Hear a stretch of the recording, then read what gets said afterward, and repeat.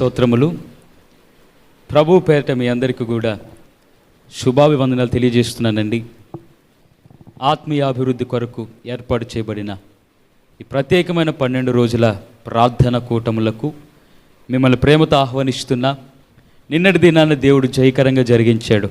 ఈ రోజున ఈ 2వ రోజు ప్రార్థన ప్రారంభించుకుంటూ ఉండగా దేవుడు మన మధ్యలో సంచరిస్తూ మన జీవితములలో కార్యములు జరిగించాలని, ఆత్మఫలములు ఫలించటానికి, ఆత్మీయాభివృద్ధిని కలిగి ఉండటానికి దేవుడు శ్రేష్టమైన కృపతో మనలను దీవించి మన ప్రతి కుటుంబాన్ని దేవుడు ఆశీర్వదించాలని చేద్దాం. అలాగే ఏ తెగులు మన గుడారాలకు సమీపించకుండా అతి త్వరలోనే దేవుని మందిరములో ఒక కుటుంబంగా, ఆత్మీయ కుటుంబంగా కూడి దేవుని మనస్ఫూర్తిగా ఆరాధించే సమయాన్ని దేవుడు మనకు అప్పగించాలని కూడా మనం ప్రార్థనలో జ్ఞాపకం చేసుకుందాం.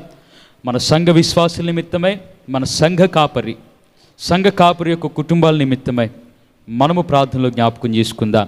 ప్రారంభ ప్రార్థన చేస్తున్నానండి. అందరూ కూడా ఈ 2వ రోజున ప్రార్థన మనం ప్రారంభించుకుందాం. మహాగణుడవైన దేవా, సర్వశక్తిమంతుడా, మీకు స్తోత్రాలు చెల్లిస్తున్నా. ఆత్మీయాభివృద్ధి కొరకు 12 రోజుల ప్రత్యేకమైన ప్రార్థనలు జరుపుకోవటానికి మీరు ఇచ్చిన సమయాన్ని బట్టి, ఇటువంటి ధన్యతను బట్టి మీకు మహిమ చెల్లిస్తున్నా. ఈ 2వ రోజున ఆరాధనని దేవ ప్రార్థనతో మేము ప్రారంభిస్తూ ఉండగా, పరిశుద్ధుడా, మీరు మమ్మల్ని తాకండి. మీరు మా హృదయాలను స్పందింపచేయండి. మీ వాక్కులను వినగలిగిన మనస్సును కలిగించి, మీ వాక్కులను అర్థం చేసుకునే జ్ఞానాన్ని దయచేసి వాటి ప్రకారంగా జీవించగలిగిన జీవితాన్ని, ఆత్మీయతను పెంపొందింపచేయమని కోరుతున్నా. ఈ ప్రార్థన మొదలుకొని పాటల ద్వారా మహిమ పొందండి. వాక్య పరిచర్య ద్వారా మహిమ పొందండి. ఈ మాటలు వింటున్న వారిని, ఈ ఆన్లైన్ ఆరాధనలో పాల్గొన్న వారిని, దేవ ప్రార్థనలో ఏకీభవిస్తున్న వారిని, ప్రతి ఒక్క వ్యక్తిని మీరు దీవించి ఆశీర్వదించండి. ఏ తెగులు మా గుడారాలకు సమీపించకుండా సహాయం చేయండి. అతి త్వరలోనే మీ మందిరంలో మేమంతా కూడి మిమ్మల్ని ఆరాధించే వారిగా మమ్మల్ని నిలవబెట్టండి నాయన.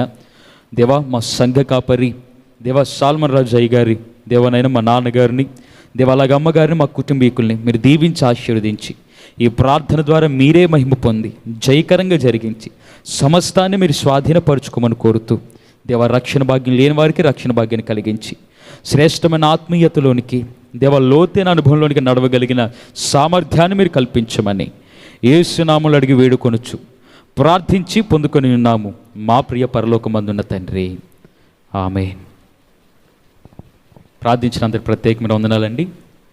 పాటలు పాడుతూ ఉండగా రెండోసారి కలిసి పాడుతూ దేవుని నామమును మహింపరుద్దాం. సిస్టర్ బ్లెస్సీ ప్రేమ్ గారు వచ్చి మనల్ని స్తుతి ఆరాధనలోనికి నడిపిస్తారు. అందరూ కూడా పాటలు పాడుతూ దేవుణ్ణి మహింపరుద్దాం. దేవుని పరిశుద్ధ నామంలో మీ అందరికీ నా హృదయపూర్వకమైన వందనాలు తెలియపరుస్తున్నానండి. ఈ సమయంలో 2 పాటలు పాడుకొని దేవుని నామాన్ని మహిమపరచుదాం. అందరం కలిసి పాడుచు చప్పట్లు కొడుచు మనమందరం కలిసి దేవుని నామాన్ని మహిమపరచుదాం.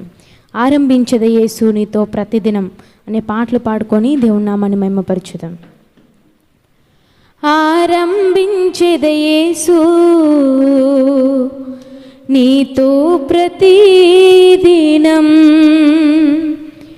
ఆనందించెద యేసు నీలో ప్రతిక్షణం. ఆరంభించెద యేసు నీతో ప్రతిదినం, ఆనందించెద యేసు నీలో ప్రతిక్షణం. ఆస్వాదించెద నీ మాటల మాధుర్యం, ఆస్వాదించెద నీ మాటల మాధుర్యం. ఆరాధించెద నిన్నే నిత్యం, ఆరాధించెద నిన్నే నిత్యం. అందరం కలిసి పాడదాం. ఆరాధించెద నిన్నే నిత్యం, ఆరాధించెద నిన్నే నిత్యం. ఆరంభించెద యేసు నీతో ప్రతిదినం, ఆనందించెద యేసు నీలో ప్రతిక్షణం. నీ సన్నిధిలో ప్రతి ఉదయం ఆలించెదని మధుర స్వరం. నీ సన్నిధిలో ప్రతి ఉదయం ఆలించెదని మధుర స్వరం. అరుణోదయ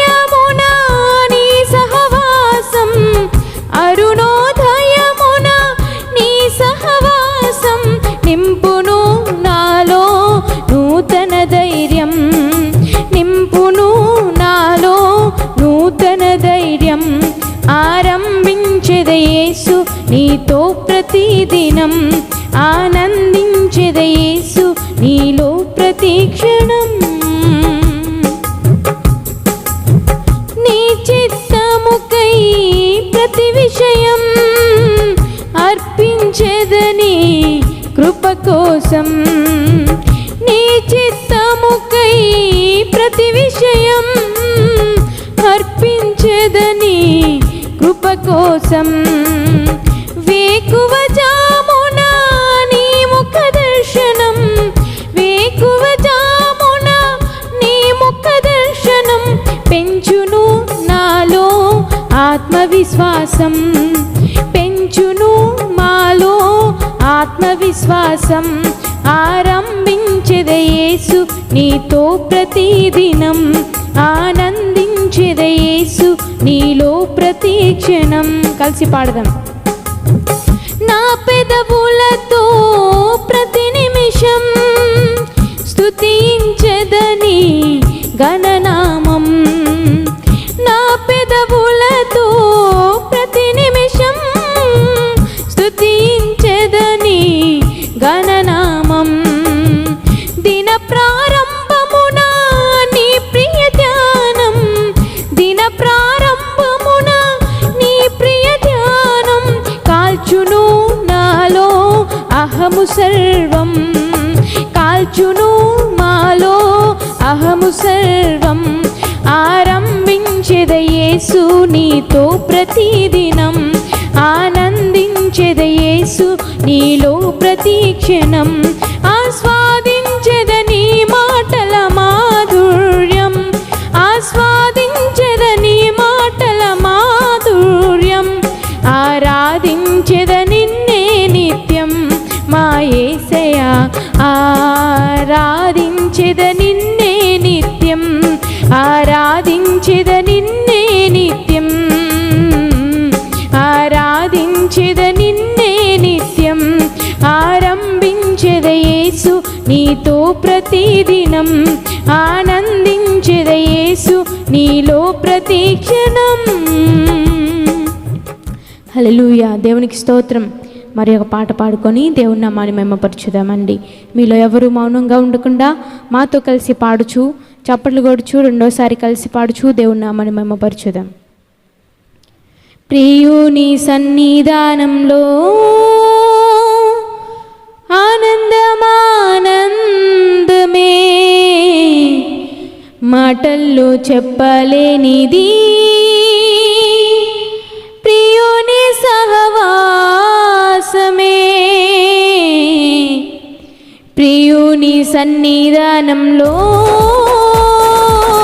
ఆనందమానందమే, మాటల్లో చెప్పలేనిది ప్రియుని సహవాసమే. అంతా కోల్పోయినా సమృద్ధి అనుభవమే, ముందున్న దినమందున కనుడున్నాడనే ధైర్యమే. అంతా కోల్పోయినా సమృద్ధి అనుభవమే, ముందున్న దినమందున గనుడున్నాడనే ధైర్యమే. ఆహా ఆనందమే యేసుతో జీవితం, మహా ఆనందమేనా యేసుతో జీవితం. ప్రియుని సన్నిధానంలో ఆనందమానందమే, మాటల్లో చెప్పలేనిది ప్రియుని సహవాసమే. ఏమేమో చేసినా, ఏదేదో తిరిగినా, ప్రయత్నాలే ముగిసినా, ఫలితమే శూన్యమైపోయినా.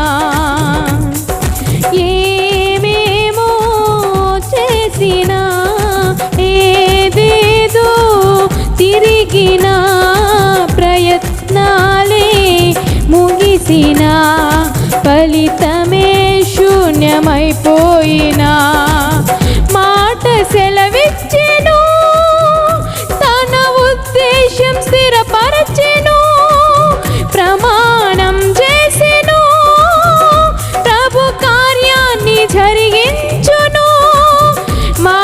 సెలవిచ్చెను, తన ఉద్దేశం స్థిరపరచును. ప్రమాణం చేసెను, ప్రభు కార్యాన్ని జరిగించును. మహా ఆనందమే యేసుతో జీవితం, మహా ఆనందమేనా యేసుతో జీవితం. కలిసి పాడదామా? ప్రియుని సన్నిధానంలో ఆనందమానందమే, మాటల్లో చెప్పలేనిది ప్రియుని సహవాసమే. ప్రియుని సన్నిధానంలో నా ఆనందమానందమే, మాటల్లో చెప్పలేనిది ప్రియుని సహవాసమే. నీవేగా ఆద్యుడా, నీలోనే మనుగడా, నీవుంటే అంతటా బ్రతుకంత పండుగ. నీవేగా ఆద్యుడా, నీలోనే మనుగడా, నీవుంటే అంతటా బ్రతుకంత పండుగ. వేలాది దూతలతో కనుడైన నా దేవుడే నా పక్షమై నిలిచెను, నా కన్ని తానాయెను. పాడదామా? వేలాది దూతలతో కనుడైయున్న మన దేవుడే మన పక్షమై నిలిచెను, మన కన్ని తానాయెను. ఆహా ఆనందమే యేసుతో జీవితం, మహా ఆనందమే యేసుతో జీవితం. ప్రియుని సన్నిధానంలో ఆనందమానందమే, మాటల్లో చెప్పలేనిది ప్రియుని సహవాసమే. ప్రియుని సన్నిధానంలో నా ఆనందమానందమే, మాటల్లో చెప్పలేనిది ప్రియుని సహవాసమే. అంతా కోల్పోయినా సమృద్ధి అనుభవమే, ముందున్న దినమందున గనుడున్నాడనే ధైర్యమే. అంతా కోల్పోయినా సమృద్ధి అనుభవమే, ముందున్న దినమందున గనుడున్నాడనే ధైర్యమే. ఉన్న దినమందున గనుడున్నాడనే ధైర్యమే. ఆనందమే యేసుతో జీవితం, మహానందమే యేసుతో జీవితం. ఆనందమే యేసుతో జీవితం, మహానందమేనా యేసుతో జీవితం. ఆనందమే యేసుతో జీవితం, మహానందమే మన యేసుతో జీవితం. హల్లెలూయా. దేవునికి స్తోత్రం. ఇంతవరకు దేవాది దేవుడు పాటల ద్వారా మహిమ పొందుకుని ఉన్నారు. మరి ఈ సమయంలో మీరున్న స్థలాల్లో మోకరించగలిగినట్లయితే కొద్ది నిమిషాలు మనం ప్రార్థన చేసుకుందామండి. 3 అంశాల నిమిత్తం మనం రోజు ప్రార్థన చేస్తున్నాం కదండి. మరి అదే రీతిగా ఈ దినాన కూడా మరి 3 అంశాల నిమిత్తమే మనం ప్రార్థన చేద్దాము. మరి ఎంతైనా క్రైస్తవులమైన మనము, రక్షించబడిన వారమైన మనము, మన మీద ఒక బాధ్యత ఉన్నది. నశించిపోతున్న ప్రజల కొరకై మనం ప్రార్థన చేయవలసిన భారము, మరి నశించిపోతున్న ఆత్మలను ఆయన యొద్దకు నడిపించవలసిన భారము, దేవుని యొక్క దాహాన్ని తీర్చగలిగిన భారము మన మీద ఉన్నది. కనుక దేవుని యొక్క దాహాన్ని మనం తీర్చాలంటే ఆత్మల భారం మనం కలిగి ఉండాలి. ఆత్మల భారం కలిగి ఉంటే సరిపోదు, కానీ ఆత్మల భారం కలిగి ఉన్న మనం ప్రార్థించాలి, సువార్త ప్రకటించాలి. ఇప్పుడైతే సువార్త ప్రకటించే పరిస్థితులు లేవు కాబట్టి ప్రియమైన దేవుని బిడ్డలారా, ఇంట్లో ఉంటున్న మీరు మరి నశించిపోతున్న ఆత్మల కోసం భారంగా ప్రార్థించండి. అదే రీతిగా ఈ సమయంలో కూడా మనం అందరం కలిసి ప్రార్థన చేద్దాం. నశించిపోతున్న మన దేశం కొరకే, మొట్టమొదటిగా మన దేశంలో ఉన్న అధికారుల కొరకే ప్రార్థన చేద్దాం. మన ప్రపంచం నిమిత్తమై ప్రార్థన చేద్దాం. అదే రీతిగా యెరూషలేము యొక్క క్షేమం నిమిత్తమై ప్రార్థన చేద్దాం. ఎంతోమంది ఎన్నో ఆత్మలు నశించిపోతున్నారు. ఈ లోకమనే నరకాగ్నికి మరి చేరువవుతున్నారు, దేవునికి దూరమైపోతున్నారు. సాతాను వేస్తున్న ఉచ్చులకు, వాడి వల్లకు మరి ఎంతోమంది బందీలైపోతున్నారు. కనుక అటువంటి వారందరూ విడిపించబడాలంటే రక్షించబడిన నీవు వారి నిమిత్తమై ప్రార్థన చేయవలసిన భారము దేవుడు నీ మీద పెట్టి ఉన్నారు ప్రియమైన దేవుని బిడ్డ. కనుక ఈ సమయంలో మనమందరం కలిసి ప్రార్థన చేద్దాం. మొట్టమొదటిగా మన దేశం కోసం, దేశంలో ఉన్న అధికారుల కోసం, యెరూషలేము యొక్క క్షేమం నిమిత్తమై, నశించిపోతున్న ఆత్మల నిమిత్తమై మనమందరం ఏకముగా కూడి ప్రార్థన చేద్దాం. స్తోత్రమేసయ్యా, స్తోత్రమేసయ్యా, మహోన్నతుడైన తండ్రి మీకు వందనాలు ప్రభువా. ఈ సమయంలో మేమందరము కలిసి ప్రార్థన చేయుచుండగా ప్రభువా, మా ప్రార్థనలు మీరు ఆలకించండి ప్రభువా. మీ బిడ్డలు గృహాల్లోనే ఉండి ప్రార్థన చేయుచున్నారేమో తండ్రి. ఏ స్థలంలో ఉండి ప్రార్థనలో ఏకీభవిస్తున్నానో మా అందరి ప్రార్థనలు మీరు ఆలకించండి. మొట్టమొదటిగా మా దేశమును జ్ఞాపకం చేసుకునండి, మా ప్రపంచమును మీరు జ్ఞాపకం చేసుకునండి అయ్యా. ప్రపంచ దేశంలో నశించిపోతున్న ప్రతి ఒక్క ఆత్మను రక్షించమని మీ పాదాల చెంత బ్రతిమలాడుకొనిచున్నామేసయ్యా. అయ్యా, అధికారులను దర్శించండి, నాయకులను దర్శించండి ప్రభువా. అయ్యా, ప్రతి ఒక్కరు మీ సన్నిధానానికి నడిపించబడడానికి మీరు సహాయము చేయండి దేవా. అయ్యా, ప్రతి ఒక్కరు తండ్రి ప్రభా మీ సన్నిధికి నైనా వచ్చి నైనా రక్షణ భాగ్యమును పొందుకోవడానికి మీరు సహాయం చేయండి ప్రభా. అధికారులకు దేశమును ఎలా పరిపాలించాలో తగిన జ్ఞానమును మీరు అనుగ్రహించమని వేడుకొంచున్నాను పరిశుద్ధాత్మ దేవుడా. అయ్యా, మహోన్నతుడైన తండ్రి మీకు వందనాలు దేవా. ఈ లోకంలో ఎంతోమంది దేవా ఎన్నో రకాలుగా ప్రభా నశించిపోతున్నారయ్యా. అయ్యా తండ్రి స్తోత్రం, మీ నామము ఎరుగని ప్రజలు ఎంతోమంది ఉన్నారయ్యా. ఎన్నో మారుమూల గ్రామాల్లో మీ సువార్త అందించబడట్లేదు ప్రభు. అటువంటి ప్రాంతాలన్నిటికీ ప్రభు, అటువంటి ప్రజలందరికీ మీ సువార్త అందించబడడానికి మీరు సహాయం చేయండి అయ్యా. పాపంలోను శాపంలోను కొట్టుమిట్టాడబడుచున్న ప్రజలను ప్రభు మీరు లేవనెత్తమని వేడుకొంచున్నాను ప్రభు. మేమందరము కలిసి ప్రార్థన చేయుచుండగా పరిశుద్ధాత్మ దేవుడా మా ప్రార్థన ఆలకించమని వేడుకొంచున్నాను దేవా. యెరూషలేము యొక్క క్షేమం నిమిత్తమే ప్రార్థన చేయుచున్నాము దేవా. యెరూషలేమునకు మీ క్షేమమును అనుగ్రహించండి దేవా. మీ కాపుదలను అనుగ్రహించమని వేడుకొంచున్నాను తండ్రి. మీరే సహాయమును దయచేయండి దేవా. మా అందరి ప్రార్థనలు మీరు ఆలకించి ప్రభువా గొప్ప జవాబును దయచేయమని వేడుకుంటూ యేసు నామమున ప్రార్థించి అడిగి వేడుకొనుచున్నాము తండ్రి, ఆమెన్. మరి ఒక ప్రార్థనాంశం కొరకే మనం ప్రార్థన చేద్దామండి. మరి మన దేశంలో ఉన్న దైవ సేవకుల కొరకే ప్రార్థన చేద్దాం. మరి విశ్వాసుల కొరకై, ప్రతి ఒక్క సంఘాల కొరకై, ప్రతి ఒక్కరిని దేవుడు పరిపూర్ణతలోకి నడిపించినట్లుగా క్రైస్తవులు అనబడిన వారు చాలామంది ఉన్నారు. కానీ ఎంతోమంది పరిపూర్ణత లేక, మరి సరి అయిన విశ్వాసంలో వారు లేక, పరిశుద్ధాత్మ అభిషేకం లేక ఉంటున్నారు. మరి ఈ దినములను చూసినట్లయితే చాలా దుర్దినాలలో మనం ఉన్నాం. ఎప్పుడు దేవుని రాకడ వస్తుందో మనకి తెలియదండి.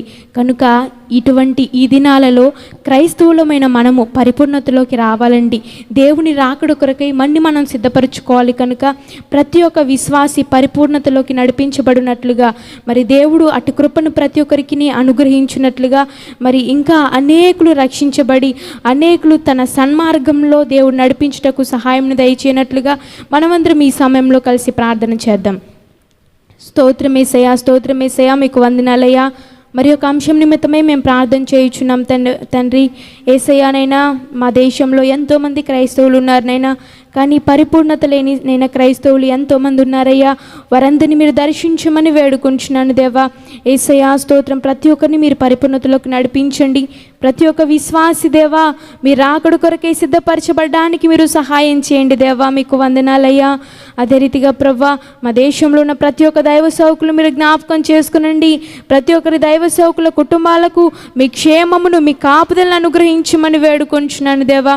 మీరే సహాయము చేసి ప్రతి ఒక్కరికి మీ రక్షణ అనుగ్రహించి మీరే ప్రతి ఒక్కరిని మీ కృపలో భద్రపరచమని వేడుకుంటూ యేసు నామమున ప్రార్థించి అడిగి వేడుకొనుచున్నాము తండ్రి, ఆమెన్. మరి ఒక ప్రార్థనాంశం కొరకై చివరిగా మనం ప్రార్థన చేద్దామండి.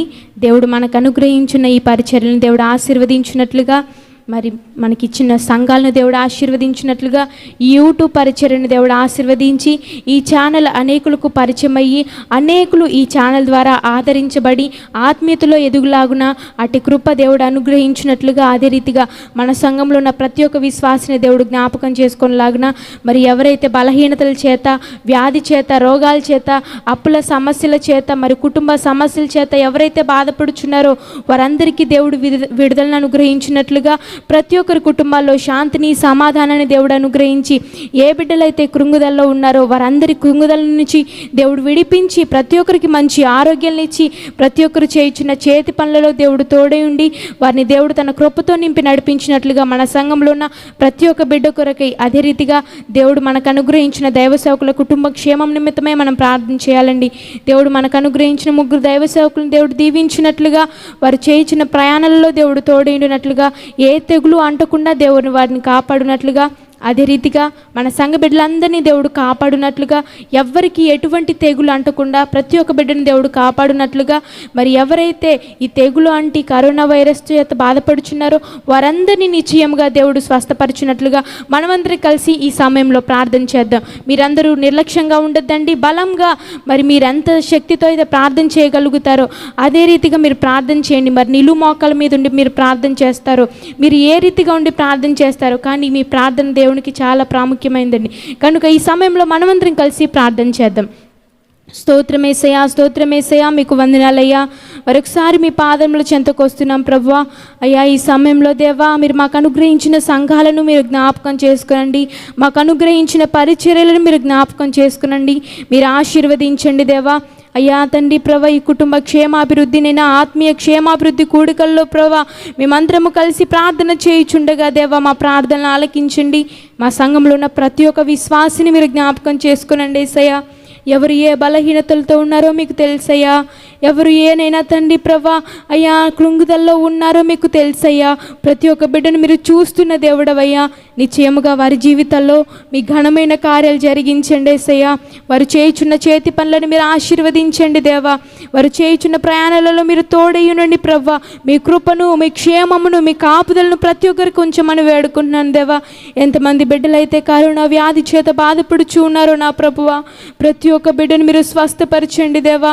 ఎంతమంది బిడ్డలైతే కన్నీళ్లు కార్చుచు మీ సన్నిధిలో ప్రార్థన చేయుచున్నారో ప్రతి ఒక్క బిడ్డను నిశ్చయముగా ఇప్పుడే తాకమని వేడుకొంచున్నానయ్యా. మీ గాయములలో ఉన్న స్వస్థత ప్రతి ఒక్క బిడ్డకు కలుగునుగాక దేవా. నిశ్చయముగా నీవు ఎటువంటి కార్యములైనా చేయగలిగిన దేవుడవయ్యా. ప్రతి ఒక్కరి జీవితంలో మీ కార్యాలు జరిగించండి. అడిగి ఊహించినంతకంటే మీ ఘనమైన కార్యాలు జరిగించమని వేడుకున్నాను దేవా. మీరు మాకు అనుగ్రహించిన దేవ సేవకుల కుటుంబాన్ని మీరు ఆశీర్వదించండి దేవా. మీరే బలపరచండి. వారి ప్రాణాలలో మీరు తోడైనండి ప్రభా. మీ కాపుదలను మీ క్షేమంను అనుగ్రహించమని వేడుకుంటూ సమస్త మహిమ ఘనత ప్రభావములు మీకే చెల్లిస్తూ యేసు నామమున ప్రార్థించి అడిగి వేడుకొనుచున్నాము తండ్రి. ఆమెన్. ఇంతవరకు మనం చేసిన ప్రార్థనలు దేవుడు తోడై ఉండి మనమందరము కలిసి చేసిన ఈ ప్రార్థనలు ఆలకించి నిశ్చయముగా దేవుడు జవాబు దయచేయబోచున్నారని నమ్మకముతో 2 హస్తములు పైకెత్తి దేవునికి స్తోత్రం చెల్లిద్దామా. స్తుతి స్తోత్రం స్తుతి స్తోత్రం స్తుతి స్తోత్రం స్తుతి స్తోత్రం స్తుతి స్తోత్రం. ఇది నా దేవుడు వాక్య భాగం ద్వారా మనందరితో మాట్లాడినట్లుగా తన దాసుని దేవుడు బలపరుచుకొని మనందరికీ ఏ మాటలైతే అవసరమైనాయో మన ఆత్మీయ క్షేమాభివృద్ధి కొరకై ఎటువంటి మాటలు మనకు అవసరమై ఉన్నాయో దేవాది దేవుడే మనందరితో మాట్లాడులాగున మరొకసారి 2 హస్తముల పైకెత్తి స్తోత్రం చెల్లిద్దాం. స్తుతి స్తోత్రం స్తుతి స్తోత్రం స్తుతి స్తోత్రం స్తుతి స్తోత్రం. ఆమెన్. ఈ సమయంలో మన మధ్యలో ఉన్న దైవ సేవకులు ప్రేమ్ కుమార్ గారు వచ్చి వాక్యాన్ని ప్రకటించబోచుండగా మీరందరూ మరి శ్రద్ధగా ఆలకించవలసిందిగా వినవలసిందిగా మనవి చేస్తున్నాను. వాక్యాన్ని విని విడిచిపెట్టే వారిగా కాకుండా వాక్యానుసారమైన జీవితం కలిగిన వారిగా మనం ఉండాలండి. కనుక ఈ ఆత్మీయ క్షేమాభివృద్ధి కొరకై ఏర్పాటు చేయబడిన ఈ కూడికల ద్వారా మీరందరూ బలపరచబడతారని ఒక ఆశతో మేము ఈ కూడికలు ఏర్పాటు చేసి ఉన్నామండి. మరి వీక్షించిన మీరు మీ బంధుమిత్రులకు మీ స్నేహితులకు మీ శ్రేయోభిలాషులకు ఈ ఛానల్ను మరి షేర్ చేయండి. మరి ఇంకా ఎవరైతే సబ్స్క్రైబ్ చేసుకొని వారు ఉన్నారో వారందరూ సబ్స్క్రైబ్ చేసుకొని మరి కామెంట్ ద్వారా మమ్మల్ని మీరు ప్రోత్సహించవలసిందిగా మనవి చేయుచున్నాను. దేవుడు మీ అందరిని దీవించి ఆశీర్వదించును గాక. ఈ సమయంలో మన దైవ సేవకులు మనం ఆహ్వానిద్దాం. మనమందరము వాక్యాన్ని విందాం. ఆమెన్. మంచిది. ఇంతవరకు కూడా పాటల ద్వారా దేవుని స్తుతించా, అలాగే ప్రత్యేకమైన ప్రార్థనల ద్వారా దేవుని మహిమపరిచా, దేవుని ప్రార్థించా. మీరందరూ చేసిన ప్రార్థనలకి, మనము చేసిన ప్రార్థనలకు దేవుడి సమాధానాన్ని దయచేయనుగాక. ఆమేన్. వాక్య పరిచయంలోనికి వెళ్దామండి. ఈ 2వ రోజున ఆత్మీయాభివృద్ధి కొరకు ఏర్పాటు చేయబడిన ఈ 12 రోజుల ప్రత్యేకమైన ప్రార్థనలో, ఈ 2వ ఆరాధనలో మనము జ్ఞాపకం చేసుకోబోయే లేదా మనము ధ్యానం చేసుకోబోతున్న వాక్యాంశం, దేవా నన్ను పరీక్షించుము. చెప్పండి, మన వాక్యాంశం ఏమిటి? దేవా నన్ను పరీక్షించుము. నిజానికి ఇంతకుముందు సిస్టర్ బ్లెస్సీ ప్రేమ్ గారు చెప్పినట్లుగా ఇది ఆత్మీయ అభివృద్ధి కొరకు మాత్రమే కాదు, ఆత్మీయ క్షేమాభివృద్ధి కొరకు. అంటే ఆత్మీయతలో దిగజారిపోకుండా ఆ ఆత్మీయతను కాపాడుకునే క్షేమము కావాలి, ఆత్మీయతలో అదే స్థాయిలో ఎప్పుడు ఉండకుండా అభివృద్ధిని కలిగిన జీవితంగా కూడా మనం జీవించాలి. అట్టి ప్రార్థనలు ఈరోజు మనం కలిగి ఉండటానికి దేవుడు గొప్ప కార్యం జరిగించాడండి. అయితే పరీక్షించమంటే ఏంటి దాని అర్థం? దాని అర్థం ఏమిటి? ఇంతకీ మాటలు ఎవరు పలుకుతున్నారు, ఏ సందర్భంలో అన్నారు? ఒక లోతైన అర్థముతో కూడిన శ్రేష్టమైన వర్తమానాన్ని మనం ధ్యానం చేసుకోబోతున్నాం. నమ్మితే స్తోత్రాలు చెల్లిస్తారా? హల్లెలూయా. వాక్యాన్ని చదువుకుందామండి. చదివిన తర్వాత సందర్భం చాలా అద్భుతంగా ఉంటుంది, దానిలోని లోతైన మర్మయుక్తమైన సందేశాన్ని మనం విందాం.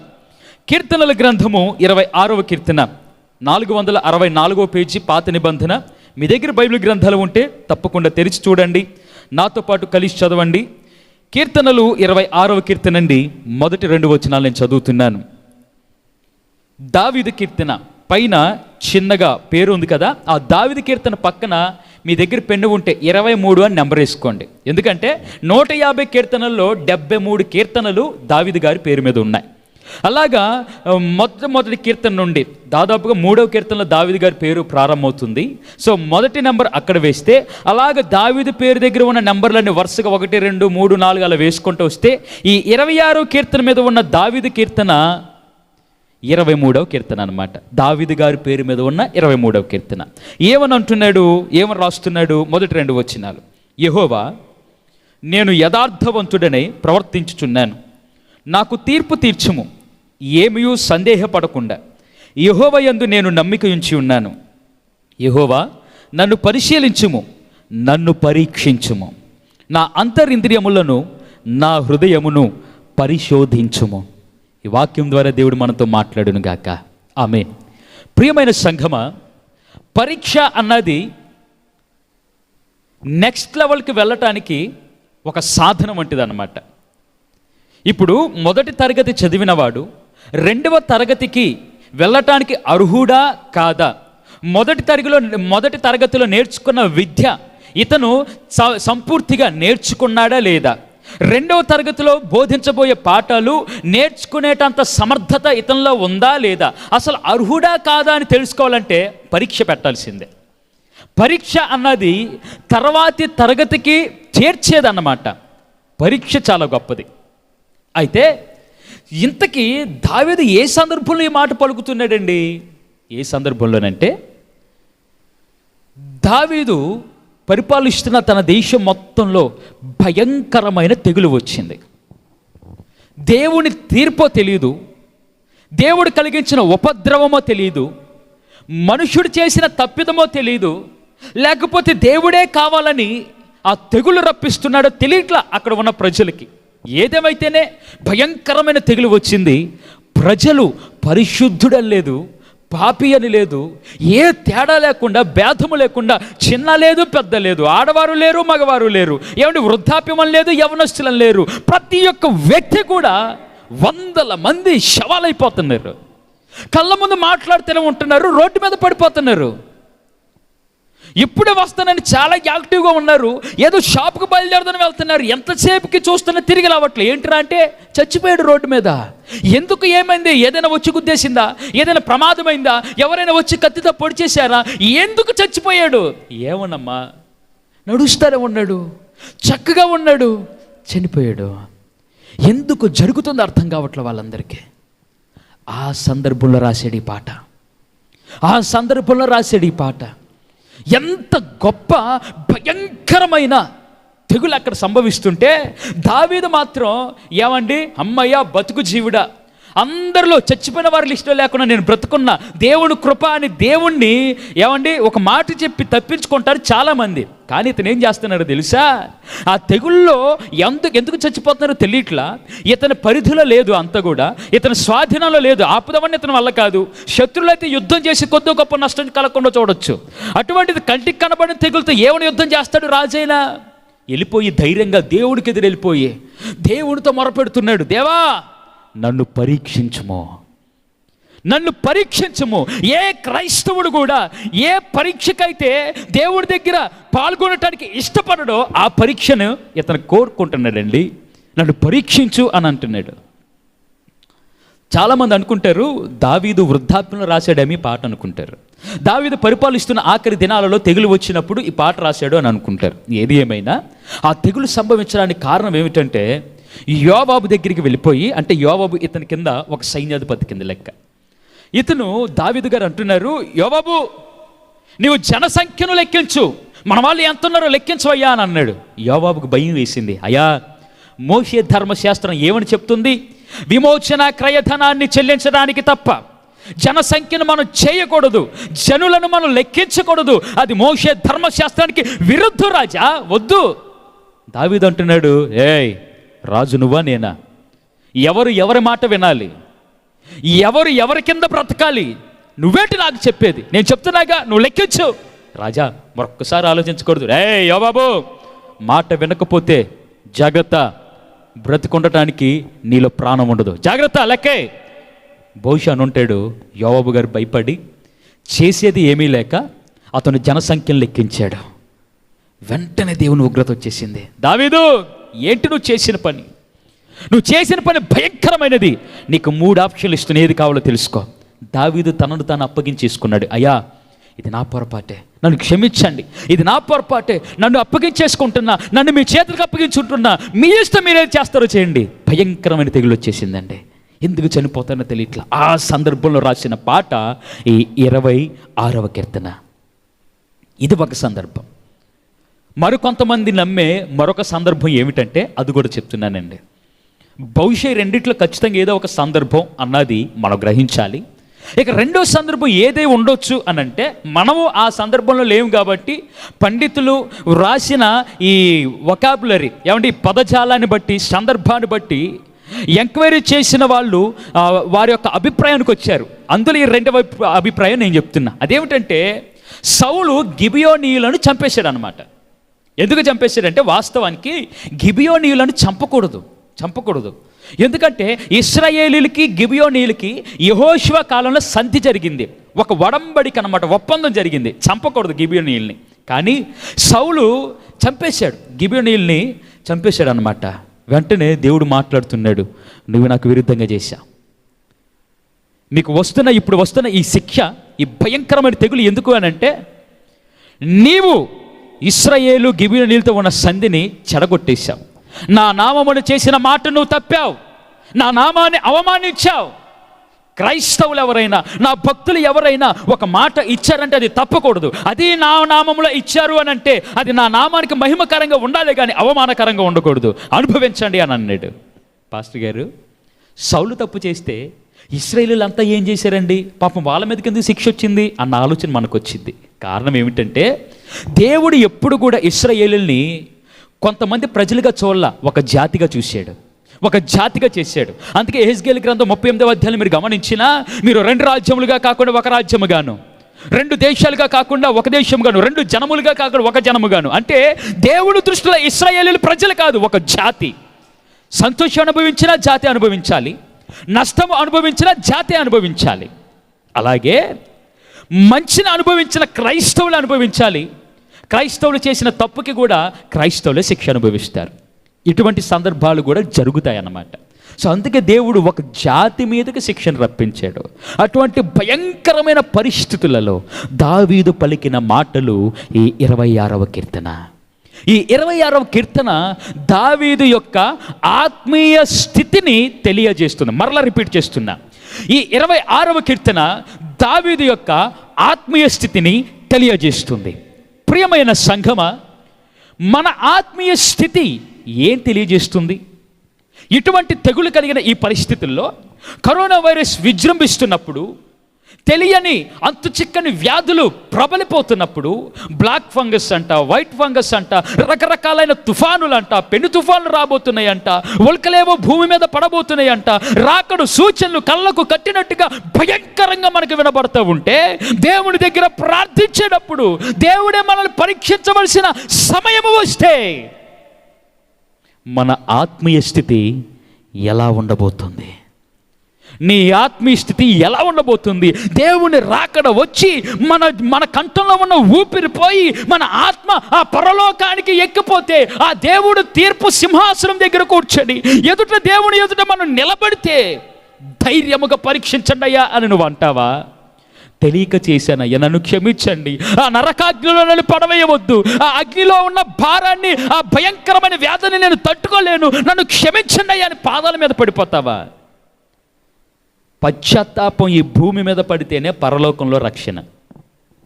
పరలోకానికి వెళ్ళాక నేను బాప్తిస్మం తీసుకుంటా, పాస్టర్ గారి చేత ఎందుకు, సాక్షాత్ యేసయ్యా నువ్వే బాప్తిస్మం ఇవ్వంటే అక్కడ ఆ పప్పులు ఉడకో, అక్కడ అటువంటి జరగవు. నీ ఆత్మీయ స్థితి, నా ఆత్మీయ స్థితి, మన ఆత్మీయ స్థితి ఏ విధంగా ఉంది ఈ రోజున? ఏమంటున్నారండి మొదట వచనం? యెహోవా నేను యథార్థవంతుడనే ప్రవర్తించుచున్నాను, నాకు తీర్పు తీర్చుము, ఏమీ సందేహపడకుండా యెహోవా యందు నేను నమ్మిక ఉంచి ఉన్నాను. ఎంత గొప్ప మాట అండి! కీర్తనలో ప్రారంభించే ప్రారంభ మాటలే ఇతరులకు భయంకరంగా ఉన్నాయి, దావీదుకి నిజాయితీగా యథార్థంగా ఉన్నాయి. అందుకే దేవుడు అంటాడు, దావీదు నా హృదయానుసారుడు, నేను ఎలా బ్రతకాలని కోరుకుంటున్నానో జనులు ఆ విధంగా బ్రతకటానికి తన సాయశక్తుల ప్రయత్నించిన వాడు దావీదు. అందుకే దేవుని హృదయానుసారిగా మార్చబడి ఉంటాడు. నా ప్రియమైన సహోదరి సహోదరులారా, ఆత్మీయ అభివృద్ధి విషయంలో, ఆత్మీయ క్షేమాభివృద్ధి విషయంలో మన ఆత్మీయ స్థితి ఏ లెవెల్లో ఉన్నది? ఇతను చాలా ధైర్యంగా అంటున్నాడు, నేను యథార్థంగా ప్రవర్తించాను, నాకు తీర్పు తీర్చేసే, నన్ను పరీక్షించు. రెండవ వచనం అంటున్నాడు, నన్ను పరిశీలించుము యెహోవా, నన్ను పరిశీలించుము, నన్ను పరీక్షించుము. నా చిన్నతనంలోనండి మా ఫ్రెండ్స్లో ఒక అతను ఉండేవాడు. అతను దాదాపుగా 6 సబ్జెక్టులు ఉండే, Telugu, English, Hindi, maths, science, social అన్నమాట. ఈ 6 సబ్జెక్టులు ఉండే. అయితే 5 సబ్జెక్టులకు మాత్రం ఇతని చెమటలు పట్టే, పరీక్ష రాసేటప్పుడు భయమే. సార్ వచ్చి వాటిని దిద్ది పేపర్లు మరలా ఎవరికి ఎన్ని మార్కులు వచ్చాయి అని ఆ పేపర్ రిటర్న్ ఇస్తున్నప్పుడు కూడా చెమటలు పట్టేసాయి. కానీ మ్యాథ్స్ ఉంది చూడండి, అంటే గణిత శాస్త్రం అన్నమాట, లెక్కలు. ఈ మ్యాథ్స్ సబ్జెక్ట్ వచ్చేసరికి ధైర్యంగా ఉండేవాడు. అందరికి చెమటలు పడితే మనోడికి మాత్రం చల్లగాలి తగిలేది. హ్యాపీగా కూర్చునేవాడు. ఏంట్రా అంత ధైర్యంగా ఉన్నావు, మిగతా సబ్జెక్టులకు ఎందుకు అంత భయంగా ఉన్నావు, చెమటలు పట్టే, ఇప్పుడేంట్రా ఎంత ధైర్యంగా ఉన్నావు అని అంటే అతను చెప్పిన మాట ఏంటో తెలుసా? ఒరే, నాకు 5 సబ్జెక్టులో కూడా మనకంత జ్ఞానం లేదు, నేను అన్ని తప్పులే రాశా, నేను చేసినవి అన్నీ తప్పులే, 100కి కనీసం 10 కూడా వస్తాయో లేదా అనే భయం నాది. నాకు తెలుసు నేను ఎన్ని తప్పులు చేశానో, నేను పాస్ అవుతానో లేదా అది నాకు తెలుసు. కానీ మ్యాథ్స్ నాకు చాలా బాగా వచ్చిరా, కొట్టిన పిండితో సమానం. ఏమనుకుంటున్నావు, 100కి 100 కూడా వచ్చేస్తాయి. ఒకవేళ సార్ వచ్చి నన్ను కొడతాడనే భయం నాకు లేదు. కారణం ఏంటో తెలుసా? నేను తప్పు చేయలేదు అన్నది నాకు తెలుసు. ఎవరు పరీక్ష రాస్తారో, ఎవరు పరీక్షల్లో పాల్గొంటారో ఆ పరీక్ష రాసిన వాడికి అర్థమైపోద్ది, రిజల్ట్స్ రాకముందు అర్థమైపోద్ది వాడు పాస్ అవుతాడా తప్పుతాడా. అది ఫైనల్ ఎగ్జామ్ అయినా, యూనిట్ టెస్ట్ అయినా, ఏదైనా పరీక్ష రాసిన వాడికి అర్థమైపోద్ది మంచి మార్కులు వస్తాయా లేకపోతే తక్కువ మార్కులు వస్తాయా, అసలు ఫెయిల్యూర్ అవుతాడా పాస్ అవుతాడా అన్నది రాసిన వాడికి అర్థమైపోద్ది. అలాగే మ్యాథ్స్ నేను చాలా మంచి మార్కులు తెచ్చుకుంటారా, నాకు భయం లేదు. అవసరమైతే సార్ దగ్గరికి, సార్ ఫస్ట్ నా పేపర్ ఇవ్వండి, ఫస్ట్ నన్నే పరీక్షించండి అని నేను చెప్పగలను రా. ఎందుకు ఆ మాట అన్నాడండి? తన మీద తనకు ఉన్న నమ్మకం అది. అతను ఆ పరీక్షల్లో పాస్ అయ్యాడు అన్న నమ్మకం అతనికి ఉంది. ఆ పరీక్షలో సాయశక్తుల ఏ తప్పు లేకుండా అతను ప్రవర్తించాడు. కాబట్టి ఏమండి, ఆ మార్కులు వేసి శిక్ష ఏమిటి, తప్పు చేస్తే శిక్షనిచ్చే ఆ మాస్టర్ ముందు కూడా ధైర్యంగా నిలబడ్డాడు. ఈరోజు దేవుని ఎదుట నీవు ధైర్యంగా నిలబడి, యెహోవా నన్ను పరిశీలించుము, నా దేవా నన్ను నీవు పరీక్షించు అని ధైర్యంగా చెప్పగలమా? అంత నిజాయితీగా మనం బ్రతికామా? అంత యథార్థంగా మనం జీవిస్తున్నామా? దావీదు రోజుకి 7 సార్లు ప్రార్థన చేశాడు. రాజరికాన్ని అనుభవిస్తున్నప్పుడు ఏ క్షణములో కూడా దేవుడికి వ్యతిరేకమైన ఆలోచన చేయలే. మధ్యలో ఒకసారి పొరపాటు చేసి మరలా పశ్చాత్తాపడ్డాడు, కానీ దాన్ని కప్పిపుచ్చుకునే ప్రయత్నం చేయాల సౌలు రాజులాగా. దావీదు ప్రతి విషయంలో కూడా ఎందుకు అంత గొప్పగా అన్నాడంటే, నేను యథార్థంగా ప్రవర్తించా.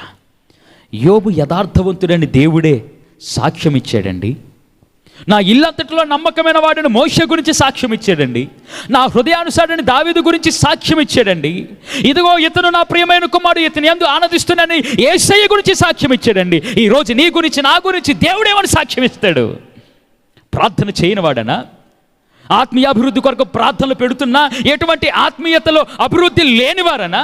లేకపోతే ఆత్మీయుల క్షేమస్థితి లేకుండా దిగజారిపోయిన వారనా? వాక్యం చదవటం రానివారనా? వాక్యం ఎటువంటి జీవితంలో అన్వయించుకోవటం అనేది లేనివారనా? ఎటువంటి సాక్ష్యము ఈరోజు దేవుడు మనకి ఇవ్వబోతున్నాడు? గమనించండి ప్రియమైన వారులారా, దేవుడే పరీక్షిస్తే ఆ పరీక్ష మనం తట్టుకోలేమేమో. కానీ దావీదుకి అదంతా తెలుసు. దేవుడు పరీక్షిస్తే ఎంత భయంకరంగా ఉంటుందో దావీదుకి తెలుసు. ఒకవేళ తప్పు జరిగితే దేవుడు ఏ విధంగా ప్రవర్తిస్తాడో దావీదుకి తెలుసు. అయినప్పటికీ నన్ను పరీక్షించు అని అంటున్నాడండి. ఈరోజు మనము ఆ పరీక్షలో ఉండాలి. పరీక్ష ఎందుకు అని అంటే, నీ స్వయం శక్తి నీకు తెలిసింది. అర్థం కావడానికి ఒక విషయం చెప్తాను. ఇప్పుడు స్పోర్ట్స్లో పాల్గొంటారు కదా, ఆటల పోటీల్లో, ఒలింపిక్స్ అని ఉంటుంది కదండి.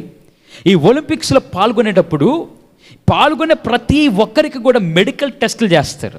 అన్ని రకాల టెస్ట్, హైట్ ఎంత, బరువు ఎంత ఉన్నారు, ఆరోగ్యం ఎలా ఉంది, ఏమండి బలానికి మందులు తీసుకుంటున్నారా, లేకపోతే మొత్తుకి బిళ్ళలు తీసుకుంటున్నారా, అంటే మందులు తీసుకుంటున్నారా, ఇవన్నీ కూడా పరీక్షిస్తారనమాట. డ్రగ్స్ తీసుకుంటున్నారా, లేకపోతే స్టెరాయిడ్స్ ఏమైనా తీసుకుంటున్నారా లేదా.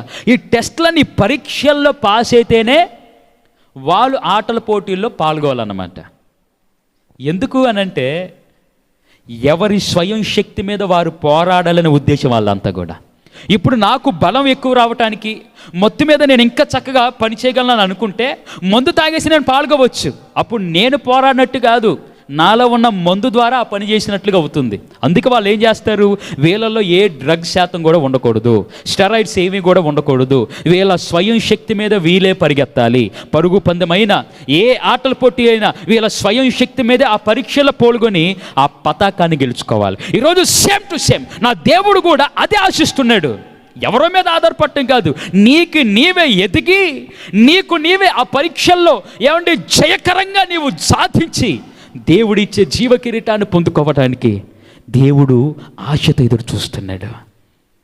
నన్ను పరీక్షించండి అయ్యా అని అంటున్నాడండి. ఒక మాట చెప్తున్నాను, చాలా జాగ్రత్తగా విందా. ఇక్కడ దేవుడికి విధేయత చూపించే జీవితాన్ని మనము గమనిస్తున్నామండి. దేవుడికి విధేయత చూపించే జీవితాన్ని మనం గమనిస్తున్నాం. ఇక్కడ ఏమంటున్నాడు, 2వ వచనం, కొంచెం ముందుకు వెళ్తున్నాడు. 2వ వచనంలో ఆఖరి లైన్, నా అంతరింద్రియములను నా హృదయమును పరిశోధించుము. అంతరింద్రియాలని, హృదయాన్ని పరిశోధించు, పరీక్షించు అని అంటున్నాడు. ఏమిటి పరీక్షించాలంట? ఓవరాల్గా చెప్పాలంటే తన బయట జీవితాన్ని పరీక్షించమంటున్నాడు, లోపల అంతరంగ స్వభావాన్ని, హృదయాలోచనల్ని పరీక్షించమంటున్నాడు. బహుశా ఇతను అన్నదానికి దేవుడు సమాధానం ఇచ్చాడేమో.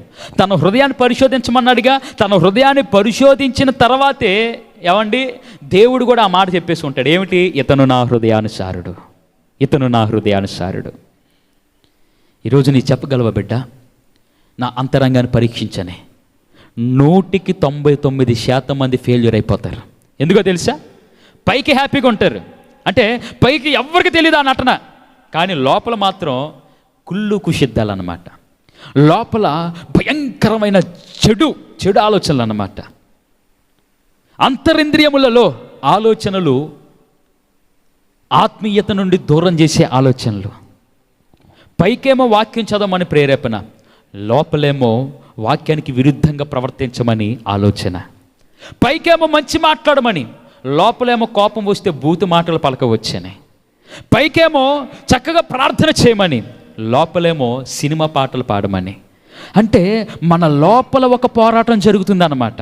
అందుకే ఒక భక్తుడు అంటాడు, ఇదిగో ప్రపంచం మొత్తంలో భయంకరమైన పోరాటం బయట జరిగే పోరాటం కాదు, మనిషికి లోపల జరిగే పోరాటం అంట. లోపల జరిగే పోరాటంలో ఎవరు కూడా గెలవలేరు చాలా వరకు కూడా. చాలా వరకు గెలవలేరు. ఎవరు కాదు కానీ చాలా వరకు గెలవలేరు. అందుకే కదండి లోపల వచ్చే పోరాటంలో పోరాడలేక చచ్చిపోయి ఆత్మహత్య చేసుకునే వాళ్ళు ఉన్నారు, సూసైడ్ చేసుకునే వాళ్ళు ఉన్నారండి. ఎందుకు చేసుకుంటున్నారు? బయట ప్రపంచాన్ని వాళ్ళు జయించలేక కాదు, లోపల వచ్చే పోరాటాన్ని, లోపల వచ్చే ఆలోచనల్ని, బయట ఇప్పుడు ఇలా జరిగింది, భవిష్యత్తులో ఏం జరుగుతుందో ఏంటో, అసలు నా జీవితం ఎందుకు ఇలా తగలబడిందో ఏంటో, నేను బ్రతుకుతున్న దానికి కారణం ఏంటో నేను తెలుసుకోలేకపోతున్నా, లోపల ఉన్న అనేక రకాలైన క్వశ్చన్స్కి సమాధానాన్ని దేవుడి దగ్గర వెతికే ప్రయత్నం చేయక వారు పోరాడలేక ఆ పోరాటంలో ఓడిపోయి చచ్చిపోతున్నారు. దేవుడు అంటున్నాడు, ప్రయాసం పడి భారం మోయుచున్న సమస్తమైన జనములారా నా యొద్దకు రండి, మీకు విశ్రాంతిని ఇవ్వబోతున్నా. నీవు ఏ పోరాటంలో ఉన్నా, ఎటువంటి పరీక్షలో ఉన్నా, ఎటువంటి సమస్త విధములైన బాధలలో కృంగిపోతున్నా, నా కాడి తీసుకో, సులువుగా ఉంటుంది. నీ కాడి నాకు ఇచ్చే. నీకు అది బరువుగా ఉంటే, నీవు మోయలేని భారంగా ఉంటే, నీవు దాని నుండి విడిపించుకోలేని పరీక్షలను ఎదుర్కొంటుంటే నాకు ఇచ్చేసే. నీ తరపున నేనే నీకు విజయాన్ని ఇవ్వబోతున్నా. ఎంత గొప్ప దేవుడు మన దేవుడు. 3వ వచనమండి, నీ కృప నా కన్నుల ఎదుట ఉంచుకొని ఉన్నాను, నీ సత్యమును అనుసరించి నడుచుకొనిచున్నాను. పనికి మాలిన వారితో నేను సాంగత్యము చేయను, వేషధారులతో పొందు చేయను. దుష్టుల సంగము నాకు అసహ్యము, భక్తిహీనులతో సాంగత్యము నేను చేయను. నిర్దోషినని నా చేతులు కడుగుకొందును. చాలండి, వాక్యాన్ని ఇచ్చిన దేవునికి మహిమ కలుగును గాక. హల్లెలూయా. నన్ను పరీక్షించుము దేవా అని అంటూనే ఇక్కడ ఒక గొప్ప సందర్భాన్ని మనం చూస్తున్నాం. అదేమిటంటే ప్రత్యేకంగా ఉండే సూత్రాన్ని ఇక్కడ మనం చూస్తున్నాం. అంత మాత్రమే కాదండి, పరిశుద్ధంగా జీవించే సూత్రం ఇక్కడ మనకు తెలుస్తుంది. ప్రతి క్రైస్తవునికి ఎలా పరిశుద్ధంగా జీవించాలి అనే ఆలోచన ఉంటుంది. అమ్మా, ఈ మాటలు వింటున్న వారిలో అటువంటి ఆలోచన కలిగిన వారు ఉన్నారేమో. నేను పరిశుద్ధంగా జీవించాలి, ఏది ఏమైనా దేవుని కోసం నిలబడాలి అనే ప్రయత్నం మీరు చేస్తున్నారేమో. అయితే మీరు అలాగ మంచి పరిశుద్ధులుగా ఉండటానికి ఇక్కడ దావీదు రాసిన కీర్తనలో ఒక మంచి సూత్రం ఉంది. ఆ సూత్రం ఏంటో చెప్పమంటారా? తనను తాను లోకము నుండి ప్రత్యేకపరచుకోవటమే. ఎలా ప్రత్యేకపరచుకుంటున్నాడు? 3వ వచనంలో, 4వ వచనంలో, పనికి మాలిన వారితో నేను సాంగత్యం చేయను, వేషధారులతో ఏమిటంట పొందు చేయను, దుష్టుల సంఘం నాకు అసహ్యం, అసలు భక్తిహీనులతో సాంగత్యం చేయను. ఏమండి, పనికి మాలిన వారంటే అసలు పనికి ఉపయోగం లేరు, అంటే ఉపయోగపడరు ఇంకా వాళ్ళు. దేవునికి ఉపయోగం లేని వారి నుండి దావీదు తనను తాను ప్రత్యేకపరుచుకుంటున్నాడు. ఒక మాట, లోకానికి ఉపయోగం లేని వారు కాదు దావీదు అంటుంది, దేవునికి ఉపయోగం లేని వారితో సాంగత్యము చేయక, సహవాసం చేయక ఆ ప్రజల నుండి దావీదు తనను తాను ప్రత్యేకపరుచుకుంటున్నాడు. ఈ మాటలు వింటున్న నా ప్రియమైన సహోదరి సహోదరులారా, నీవు కూడా దేవుడికి ఉపయోగకరంగా లేని వారితో నీవు సాంగత్యం చేయక నిన్ను వారి నుండి, ఈ లోకము నుండి ప్రత్యేకపరుచుకున్నావు అని అంటే పరిశుద్ధుల జాబితాలో నీ పేరు కూడా ఉండబోతోంది. హల్లెలూయా. ఈరోజు నీ పేరు ఉండాలి. ఈ వాక్యం ప్రకటిస్తున్నా, ఈ మాటలు చెప్తున్న నా పేరు ఉండాలి. మనమందరము కూడా పరిశుద్ధుల యొక్క లిస్టులో ఉండాలండి. దేవుని రాకడ వస్తే మొదట ఎవరు ఎత్తబడేది? లోకానికి ఉపయోగకరంగా ఉన్నవారు కాదు, దేవునికి ఉపయోగకరంగా ఉన్న పరిశుద్ధులే మొట్టమొదట మధ్యాకాశానికి వారు ఎత్తబడతారంట. ఎత్తబడే గుంపులో ఉండాలని ఆశ ఉంది మనకి అందరికీ. ఏదో పాట ఉంటుంది కదా, ఆశ ఏదో ఉంది నాలో, అందుకోలేకపోతున్నా. ఎందుకు అందుకుంటాం? పరిశుద్ధత లేనప్పుడు ఎక్కడైనా అందుకుంటాం. ఎన్ని నిత్యంలు వేసుకున్నా, ఎన్ని స్టూవులు వేసుకున్నా, ఎంత ఎత్తు మనం ఎక్కినా అందుకోలేని పరిశుద్ధత అది. ఆ పరిశుద్ధత అందుకోవాలంటే, ఆ పరిశుద్ధమైన స్థానాన్ని నువ్వు పొందుకోవాలంటే నిన్ను నీవు ప్రత్యేకపరచుకోవాలి బిడ్డ. నిన్ను నీవు ప్రత్యేకపరచుకోవాలి లోకము నుండి. తర్వాత వేషధారులతో పొందు చేయను. వేషధారులు అంటే ఏమిటి? లోపల ఒకటి బయట ఒకటి. లోపల ఒక రకమైన ప్రవర్తన, బయట ఒక రకమైన ప్రవర్తన. బయటేమో అయ్యా నీవు సూపర్ అంటారు, ఏమండి మీరు ఎక్సలెంట్ అంటారు, కానీ పక్కకి వెళ్ళిన తర్వాత మనల్ని తిడతారు. అంటే ప్రజల యొక్క మనస్తత్వం ఏమిటంటే పైకేమో మంచి మాటలు, లోపలేమో ఎవరి మీదైతే మంచి మాటలు పలికారో వారి మీదే విమర్శలు. దీన్ని వేషధారణ కలిగిన బ్రతుకులు అంటారు. దేవుడికి అయిష్టమైన బ్రతుకులు ఇవన్నీ కూడా. వేషధారణ ఉండకూడదు. ఇంకో మాట చెప్తున్నా, ఈ మాట అంటున్నందుకు నన్ను క్షమించండి, కానీ ఇది సత్యం. ఎవరు కూడా అన్యథ భావించొద్దు. ఈ మాట అంటున్నందుకు క్షమించండి. క్రైస్తవులలో కూడా వేషధారులు ఉన్నారు, సంఘానికి వచ్చే వాళ్ళలో కూడా వేషధారులు ఉన్నారు. నేను ఆత్మీయురాలిని, నేను విశ్వాసిని, నేను క్రైస్తవురాలిని, లేకపోతే క్రైస్తవుణ్ణి అని చెప్పుకుంటున్న వారిలో కూడా వేషధారులు ఉన్నారు. ఎలాగో అది కూడా రుజువు చేస్తా. ఎలాగో చెప్పమంటారా? సన్నిధులకు వచ్చినప్పుడేమో స్తోత్ర బలి అని పాటలు పాడేస్తారు, దేవా నీకే మహిమ అని పాటలు పాడేస్తారు, నీవు లేకపోతే నాకు రోజే లేదయ్యా అని పాటలు పాడేస్తారు, నీవే నాకు మహారాజు అని పాటలు పాడేస్తారు, నా గృహానికి అధిపతి నీవే అని అంటారు, నేనును నా ఇంటి వారిని యెహోవాని సేవిస్తామని పాటలు పాడతారు. ఇంటికి వెళ్ళండి, ఆ పాటలు ఉంటాయేమో. పాటలు ఉండవు, కుటుంబ ప్రార్థన ఉండదు, దేవుడికి ఆరాధన ఉండదు. ఇది లేకపోగా మొబైల్లో సినిమా పాటలు పెట్టుకుని వెంట వ్యతిరేకమైన విషయాలు, దేవునికి వ్యతిరేకమైన పనులు చేస్తూ ఉంటాం. అందుకే అంటాడు కదా, దుష్టుల ఆలోచన చెప్పున్నాడు పాపల మార్గం నిలువక అపహాసకులు కూర్చుండు చోటన కూర్చోవద్దు. ఎందుకంటే వారు దేవుడికి అయిష్టులు, దేవుడికి వ్యతిరేకమైన వారు చేసే పనులన్నీ సన్నాసి పనులే. సన్నిధికి వస్తారు, పాటలు పాడతారు, బయటికి వెళ్తారు, సినిమా పాటలు. సన్నిధిలోనేమో ప్రార్థన ఉంటుంది, ఇంట్లో మాత్రం ప్రార్థన ఉండదు. పైకి మాత్రం పెద్ద విశ్వాసులు. ఏమండి, ఆత్మీయ అభివృద్ధి ఇంకా ఎలా వస్తుంది? దేవుడికి ఇష్టమైన ఆత్మీయత ఇంకా దేవుడు మనలో ఎప్పుడు కనుక్కుంటాడు? ఇటువంటి వారు మీలో ఉన్నారని చెప్పడం నా ఉద్దేశం కాదండి. క్రైస్తవులలో ఇటువంటి వారు కూడా ఉన్నారు అని నేను చెప్తున్నా. ఒకవేళ ఉన్నప్పటికీ కూడా దావీదు వలె ప్రత్యేకించుకుంటే వారి నుండి లోపల ఒకలాగా బయట ఒకలాగా నీవు కూడా ఉంటున్నావేమో జాగ్రత్త, నీవు కూడా అలా ప్రవర్తిస్తున్నావేమో జాగ్రత్త. పైకేమో పాస్టర్ గారి దగ్గర మెప్పుకోలు పనులు చేయటం, అంటే మెప్పుకోలు మాటలు మాట్లాడటం, పక్కకి వెళ్ళి పాస్టర్ గారి మీద విమర్శలు చేయటం, సంఘము మీద పలానా సంఘం అన్నది మంచి మాటలు సంఘం ముందు చెప్పటం, బయటికి వెళ్ళిన తర్వాత ఆ సంఘమా అని లేనిపోని పుకార్లు ఆ సంఘం మీద చేయటం, లేకపోతే పలానా కుటుంబం వారు ముందు మంచి మాటలు మంచి ప్రవర్తన ఉంటుంది, పక్కకి వెళ్ళిన తర్వాత అదే కుటుంబం మీద పుకార్లు విమర్శలు అన్నమాట. వద్దు, అది వేషధారణ బ్రతుకు. ఆ వేషధారణ దేవునికి ఇష్టం ఉండదు. ఆత్మీయ అభివృద్ధి మనకు రావాలి అనంటే, శ్రేష్టమైన ఆత్మీయత మనలో ఉండాలి అనంటే, ఈ లోకము నుండి దేవునికి అయిష్టమైన కార్యాల నుండి శరీర కార్యాల నుండి మనము ప్రత్యేక పరుచుకొని ఆత్మ ఫలాలు నీవు ఫలించు. పరిశుద్ధుల లిస్టులో నీవు ఉండబోతున్నావు. హల్లెలూయా, హల్లెలూయా. దుష్టుల సంఘము నాకు అసహ్యము, భక్తిహీనులతో సాంగత్యము నేను చేయను.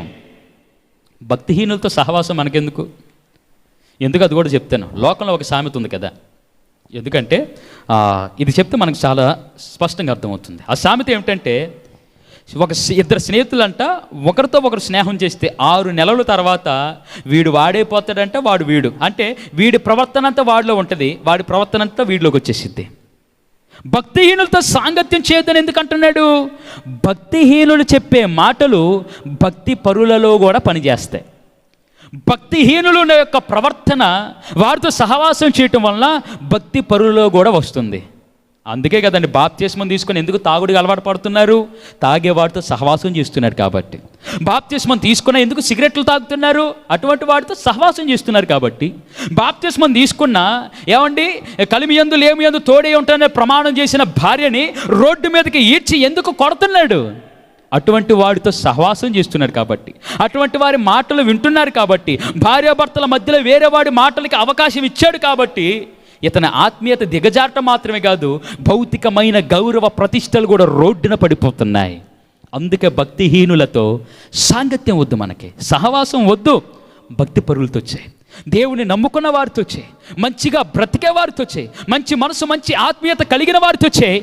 నీ ఆత్మీయత కూడా అభివృద్ధి కలగబోతుంది. హల్లెలూయా, హల్లెలూయా. ఇక తర్వాత 6వ వచనం చదువుతున్నానండి. నిర్దోషినని నా చేతులు కడుక్కుంటాను, యెహోవా నీ బలిపీఠము చుట్టూ ప్రదక్షిణము చేయుదును, అచ్చట కృతజ్ఞతాస్తుతులు చెల్లిస్తాను, నీ ఆశ్చర్య కార్యములను వివరిస్తాను.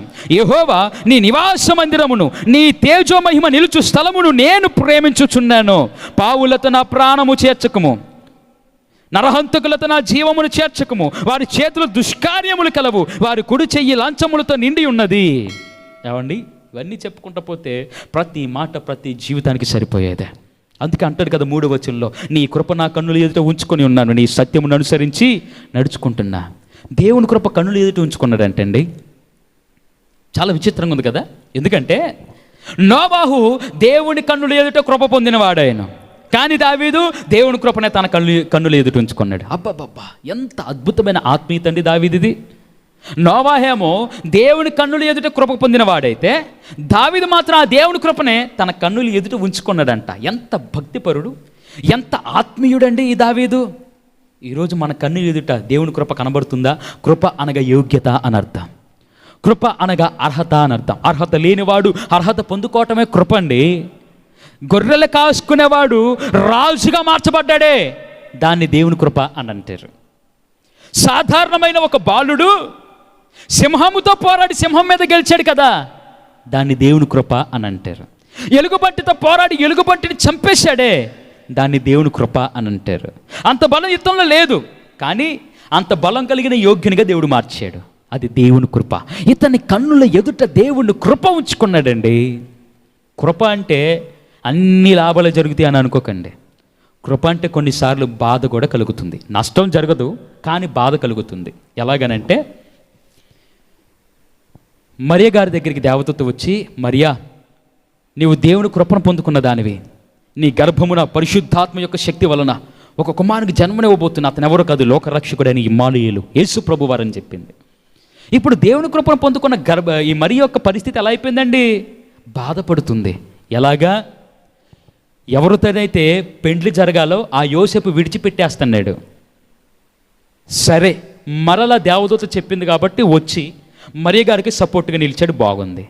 దేవుని కృప పొందిన తర్వాత బాధపడిన సంతోషం వచ్చింది, బాగానే ఉంది. అంతటితో అయిపోయింది అవల. దేశాన్ని విడిచిపెట్టి వెళ్ళిపోవాల్సిన పరిస్థితి వచ్చింది. గర్భవతిగా ఉన్న ఆమె, నిండు చూలాలుగా ఉన్న ఆమె డెలివరీ సమయంలో, అంటే బిడ్డకు జన్మనిచ్చేటప్పుడు సరైన స్థలం లేదు.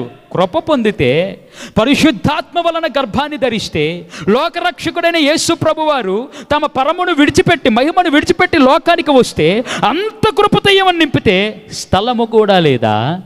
స్థలము కూడా పొందుకోలేదా? అంటే కృప పొందుకుంటే కొన్నిసార్లు బాధ కలుగుతుంది, కానీ బాధకు మించిన సంతోషాన్ని దేవుడిస్తాడు. హల్లెలూయా! యేసు నామములో మన కుటుంబాలు దేవుని కృపను పొందుకొనుగాక. యేసు నామములో ప్రతి వ్యక్తి తమ ఆత్మీయ జీవితంలో దేవుని కృపతో నింపబడుదురుగాక. ఆమేన్. దేవుని కృప ఈరోజు మనకు కావాలి. నోవాహు దేవుని కృపను పొందుకున్నాడు. హ్యాపీగా ఉన్నాడా? లేదు. దాదాపు కొన్ని సంవత్సరాల వరకు అవమానాలు పొందాడు. ఒరే, వర్షం లేని ఈ కాలంలో ఓడను కట్టేస్తున్నాడు నోవాహు.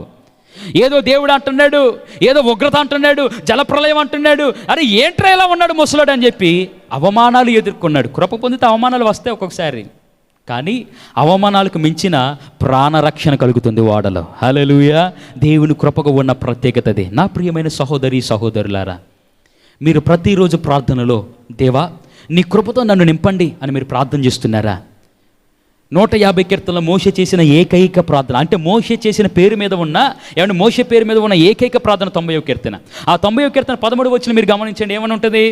ఉదయమున నీ కృపతో మమ్మల్ని తృప్తిపరచండి ప్రభువా అని ఉంటుంది. అంటే దేవుడు ఎన్నుకున్న మోషే కూడా, అంత గొప్ప నాయకుడు కూడా, మోషే దేవుని ఇల్లంతటిలో నమ్మకమైన వాడు, అటువంటి మోషే కూడా దేవుని కృప కొరకు ప్రార్థిస్తున్నాడు.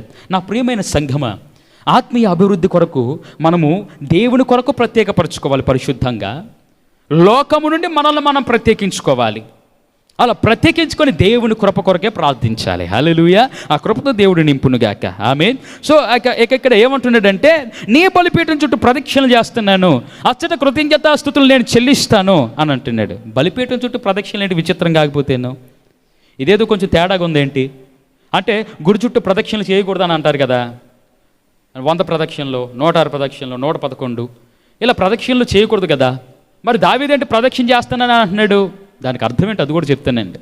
ప్రదక్షిణ అంటే ఓ మందిరాల చుట్టూ పుర్లి దండలు పెట్టి తిరిగేయటం కాదండి. దానికి అర్థం ఏంటంటే, ప్రత్యక్ష గుడారంలో బలిపీఠం దగ్గర బలి నర్పించడానికి యాజకులు ఉంటారన్నమాట, ఈ ప్రధాన యాజకులు. ఈ యాజకులు చేసే పని ఏమిటంటే, ఈ బలిపీఠం మీదకి ఆ బలి పశువు రావాలి అని అంటే మొట్టమొదటిగా పరీక్ష జరుగుతుంది. ఈరోజు మన వాక్యాంశం ఏంటి? దేవా నన్ను పరీక్షించుము. సో ఈ బలిపీఠం దగ్గరికి ఏ గొర్రె పిల్ల రావాలన్నా అక్కడ పరీక్ష ఎదుర్కోవాలన్నమాట. ఏమిటో పరీక్ష? ఆ గొర్రె పిల్లను మొత్తం ఈ ప్రధాన యాజకుడు పరీక్షిస్తాడు. ఎలా పరీక్షిస్తాడంటే, ఈ గొర్రె పిల్ల మీద మచ్చ ఏదైనా ఉందా, ఈ గొర్రె పిల్లల కలంకం ఏదైనా ఉందా, ఈ గొర్రె పిల్ల పరిశుద్ధమైనదైనా అపవిత్రమైనదైనా, పవిత్రమైందా కాదా, ఇది దేవునికి బలి ఇవ్వటానికి దీనిలో అర్హత ఉందా లేదా, సకల విధములైన పరీక్షలు చేసి ఆ గొర్రె పిల్లని అప్పుడు బలిపీఠం మీద పెట్టి దేవునికి నైవేద్యం అర్పిస్తారు. హల్లెలూయా! ఈరోజు దేవుని యొక్క బలిపీఠము దగ్గర మనం ప్రదక్షిణలు చేసేవారుగా ఉండాలి. అంటే దానికి అర్థం ఏమిటి? చుట్టూ తిరగాలని కాదు. అయ్యా నన్ను పరీక్షించు, నీ రాజ్యంలో స్థానం సంపాదించుకోవటానికి, నీ ప్రియ కుమారునిగా పిలువబడటానికి, నీ ప్రియ కుమార్తెగా జీవించడానికి నేను అర్హున్నా కాదా, అర్హురాలనా కాదా, నీవు నన్ను పరీక్షించి నా ద్వారా మహిమ పొందండి అనే ధైర్యము బలిపీఠం దగ్గరికి తీసుకువస్తుంది. అట్టి ధైర్యముతో దావీదు బలిపీఠం దగ్గరికి వచ్చాడు. ఈరోజు నువ్వు రాగలవా? సంస్కార ఆరాధనలో, బల్లారాధనలో మనం పాల్గొనేటప్పుడు మన పరిస్థితి ఎలా ఉంటుంది అని అంటే, దేవుని యొక్క బలిపీఠం దగ్గరికి వచ్చి చక్కగా దేవుని యొక్క శరీరాన్ని జ్ఞాపకం చేసుకొని రొట్టె తినేస్తాం, యేసయ్య యొక్క రక్తాన్ని జ్ఞాపకం చేసుకొని ఆ ద్రాక్షరసాన్ని తాగేస్తాం. కానీ దానికి ముందు పౌలు ఏమని చెప్తున్నాడు? నిన్ను నీవు ఆత్మవిమర్శ చేసుకో. మీలో అనేకులు కూడా జీవితాన్ని సరి చేసుకోకుండా తీసుకుంటున్నారు, అందుకే అనేకులు రోగులైపోతున్నారు, అనేకులు కూడా దేవుని ఉగ్రతకు పాత్రులైపోతున్నారు. కానీ మనం ఏం చేస్తున్నాం? అందరిలో కూడా తీసుకోకపోతే నేను ఏదో పాపం చేశానని అందరూ చిన్న చూపు చూస్తారు. అంటే మన చూపు ఎంతసేపు చుట్టుపక్కల వారి మీద చూస్తున్నాం, కానీ మనల్ని చూస్తున్న దేవుని వైపు ఎవరుగా గమనిస్తున్నారండి? ఎవరు గమనిస్తున్నారు? నిన్ను నీవు పరీక్షించుకో. నీ ఆత్మీయత, నా ఆత్మీయత, మన ఆత్మీయత ఏ స్థాయిలో ఉందో మనము పరీక్షించుకోవాలి. సో బలిపీఠం దగ్గర ప్రదక్షిణాలు చేస్తాను, అక్కడ కృతజ్ఞతాస్తుతులు చెల్లిస్తానంటే అక్కడికి వస్తాను, అక్కడ ఏ పాపం లేదని తెలుస్తుంది, నేను పరిశుద్ధున్న నీకు అర్థమవుతుంది. ఎందుకంటే మొదటి వచనంలో చెప్పబడిన రీతిగా నేను యథార్థవంతునే ప్రవర్తించుచున్నాను కాబట్టి, ఆ విషయం నాకు తెలుసు కాబట్టి, నేను నీకు ఇష్టంగా ఉంటాను కాబట్టి, నీవు నన్ను ఎన్నుకుంటావు కాబట్టి అక్కడ నేను నీకు కృతజ్ఞతాస్తుతులు చెల్లిస్తాను. కృతజ్ఞతాస్తుతులు. ఈరోజు ఏ కుటుంబంలో ఉన్నాయి కృతజ్ఞతాస్తుతులు? ఈరోజు 100కి 90% మంది కుటుంబాలలో కృతజ్ఞతాస్తుతులు లేవు, ఆర్తనాదాలు ఉన్నాయి. నన్ను కాపాడు ప్రభువా, నా మొరను వినండి నాయనా, ఈ తెగులు నుండి మమ్మల్ని రక్షించండి, మమ్మల్ని తప్పించండి అనే భయంకరమైన భయముతో కూడిన, వేదనతో కూడిన, రోదనతో కూడిన మాటలే వినబడుతున్నాయి. కానీ దేవా నన్ను రక్షించావు, సజీవుల లెక్కలలో నన్ను నిలబెడుతున్నావు, నీకు కృతజ్ఞతాస్తుతులు చెల్లిస్తున్నా. ఎన్ని కుటుంబాలు? చాలా తక్కువ కుటుంబాలు. నేను నమ్ముతున్నానండి, కృతజ్ఞతాస్తుతులు చెల్లించే కుటుంబాలలో మన కుటుంబాలని దేవుడు నిలబెట్టునుగాక. ఆమేన్. కృతజ్ఞతాస్తుతులు చెల్లించే విధానంలో దేవుడు మనలను నడిపించునుగాక. ఆమేన్. ఎంత గొప్పవాడు మన దేవుడు, ఎంత సర్వశక్తిమంతుడు మన దేవుడు. కృతజ్ఞతాస్తుతులు అర్పించే రీతిగా దేవుడు మనల్ని నడిపించబోతున్నాడు. సమయం అయిపోవచ్చింది. ఒక 5 నిమిషాల్లో నా వాక్యం ముగిస్తాను, చాలా శ్రద్ధగా విందా. ఆఖరికి చదువుతున్నారు 10వ వచనం నుండి. నరహంతకులతో నా జీవాన్ని చేర్చొద్దు అని అంటున్నాడంటే అతను చేసిన పనులను జ్ఞాపకం చేసుకొని ఉండొచ్చు బహుశా, లేదా అటువంటి వారు నీకు అయిష్టులు కాబట్టి, నేను నీకు ఇష్టంగా ఉన్నాను కాబట్టి వాటితో పొత్తు నాకు వద్దు అని ఇతని అభిప్రాయం. 10వ వచనం ఏమంటున్నాడు? వారి చేతులు దుష్కార్యాలు ఉన్నాయి, వారు కుడి చేయి లంచంతో నిండిపోయింది, కానీ నేను మాత్రం యథార్థవంతుడినే నడుచుకుంటున్నాను. నన్ను విమోచింపుము అంటే విడిపింపుము, నన్ను కరుణింపుము, సమభూమిలో నా పాదము నిలిపి ఉన్నాను, సమాజములలో యెహోవాను స్తుతించేదను. హల్లెలూయా. ఏ సమాజంలోనైతే నీవు నన్ను రక్షిస్తావో అదే సమాజం ఎదుట ఇది నా గొప్ప వల్ల నేను బ్రతకలేదు, నా దేవుడు బ్రతికించాడు కాబట్టి బ్రతికనని, అయ్యా సమాజంలో నీ మహిమను వివరిస్తాను. గొప్పవాడండి దావీదు, గొప్పవాడు. దావీదు యొక్క ఆలోచన చాలా అద్భుతం. దావీదు యొక్క చాలా ఆత్మీయత మనం ఎంతైనా నేర్చుకోవాల్సిందే. ఆఖరికి ఒక మాట చెప్పి నా వాక్యాన్ని ముగిస్తాను. మీ దగ్గర ఉన్న బైబిల్ గ్రంథాన్ని మూసేయండి, వాక్యం ముగించబడింది. ఆఖరికి మాట చెప్పి నేను ముగిస్తాను. అదేమిటంటే, ఒకసారంట ఒక వ్యక్తి కొంచెం పెద్ద ఆయనే గొడ్డలు భుజం మీద వేసుకొని ఒక కొండ మీదకి ఎక్కుతా వెళ్ళిపోతున్నాడు. పక్కన ఒక కుర్రోడు చూస్తున్నాడు.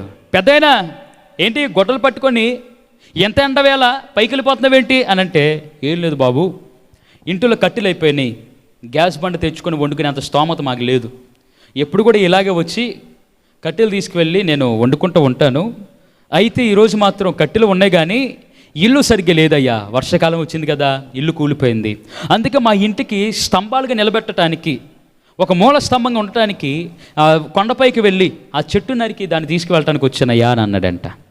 నీకు బుద్ధి ఉందా లేదా పెద్ద అయినా? ఇక్కడ ఇన్ని చెట్లు కనపడుతున్నాయి కదా, కింద కొట్టుకుని వీటిని తీసుకెళ్ళి ఇల్లు కట్టుకోకుండా కొండపైకే పోతానంటావేంటి? నీ వయసును చూసుకుంటున్నావా? నీలో ఉన్న బలాన్ని చూసుకుంటున్నావా? ఎందుకు అంత పైకి వెళ్తున్నావంటే అప్పుడే పెద్ద నవ్వేస్తున్నాడు. నవ్వేసి మాట అంటున్నాడు, బాబు ఈ కాలంలో చదువుకున్న వాళ్ళకి చదువుకు సంబంధించిన జ్ఞానమే ఉంటుంది, కానీ ఎలా బ్రతకాలో, ఎలా మాట్లాడాలో, ఎలా ప్రవర్తించాలో, ఎలా జీవించాలో ఇటువంటి మాటలు, ఇటువంటి జీవించే విధానం ఈ కాలంలో అలవాట్ల. అయినా చెప్తాను వినండి బాబు, కింద ఉన్న చెట్లు మామూలుగా పెరిగేస్తాయి, ఏదో నీళ్లు తగులుతాయి, కొన్ని నీళ్ళు తగలిపోయినా పెరుగుతాయి. అవి ఏదో సాదాసీదాగా ఉన్న చెట్లు, చూడటానికే చెట్లు అంతే. కానీ కొండ మీద ఉన్న చెట్టు ఎలా ఉంటుందో తెలుసా? కొండ మీద ఉన్న చెట్లు వచ్చే గాలి వానలకి తుఫానికి ఊగిసలాడుతా అలాగే వాటిని తట్టుకొని ఆటుపోటులను తట్టుకొని నిలబడే చెట్టు అది. ఎంత భయంకరమైన ఈదురుగాలులను, ఎంత భయంకరమైన వర్షములను, అంత భయంకరమైన ఎండని, అంత భయంకరమైన చలిని తట్టుకొని ఆ చెట్టు నిలబడింది అని అంటే ఈ మిగతా చెట్లు కంటే ఆ చెట్టు చాలా బలం కలిగినది. అంత బలం కలిగిన చెట్టుతో నా ఇల్లు కట్టుకుంటే నా ఇల్లు గట్టిగా ఉంటుంది అని అన్నాడంట. దేవునికి స్తోత్రం, హల్లెలూయా. ఈరోజు సేమ్ టు సేమ్ మన విషయంలో కూడా అంతే. దేవుడు కూడా అంతే. ఎవరైతే ఇటువంటి సమస్యలకు తట్టుకొని నిలబడతారో వారు నా పరలోకాన్ని, నా రాజ్యాన్ని కట్టడానికి వారు నాకు కావాలని దేవుడు చూస్తున్నాడు. వస్తే శ్రమలు వస్తాయి కానీ తట్టుకొని నిలబడు. కొన్నిసార్లు బాధలు కలుగుతాయి, తట్టుకొని నిలబడు. మనకు కాకపోతే ఇంకెవరికండి బాధలు సంతోషాలు వచ్చేది?